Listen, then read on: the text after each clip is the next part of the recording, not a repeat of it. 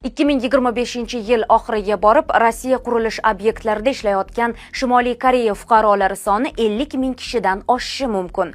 Bugungi kunda Rossiyada 15 mingga yaqin Shimoliy Koreyalik ishchi bor. Ta'kidlanishicha, Shimoliy Koreyalik quruvchilar yuqori mehnat intizomi va ish unumdorligi bilan ajralib turadi.